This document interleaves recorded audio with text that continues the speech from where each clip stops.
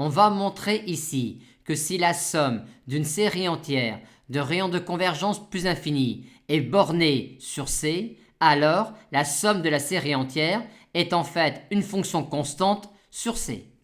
Et pour cela, on va montrer que tous les coefficients de la série entière sont nuls, sauf éventuellement celui pour n égale 0. Et pour cela, on va utiliser la formule de Cauchy qui nous donne l'expression d'un coefficient de la série entière à l'aide de l'intégrale de grand S sur le cercle de centre 0 et de rayon petit r, où petit r est un réel strictement positif et strictement inférieur au rayon de convergence de la série entière, mais comme ici le rayon de convergence de la série entière est plus infini, sur cet exemple, cette formule-là est donc valide quel que soit le réel petit r strictement positif. Ainsi, si on note grand M un majorant de module de grand S sur C, on a alors que le module de AN est inférieur ou égal à 1 sur R à la puissance n.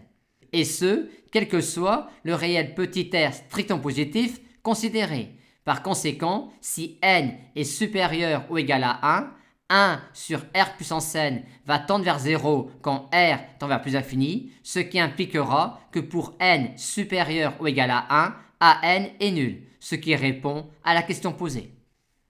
De même ici, on a toujours une série entière dont le rayon de convergence est plus infini, et cette fois-ci, on suppose l'existence de réels A, B strictement positifs, tels que sur C, on ait cette inégalité-là sur le module de S de Z.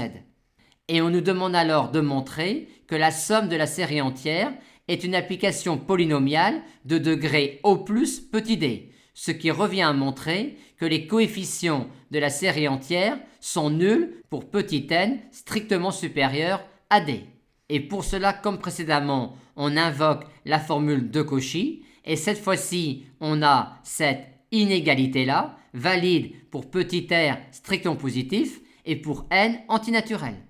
Mais si on prend petit n strictement supérieur à d, on a alors cette quantité-là qui va tendre vers 0 quand petit r tend vers plus infini, ce qui démontre que an est nul pour n strictement supérieur à d, et ce qui répond à la question posée.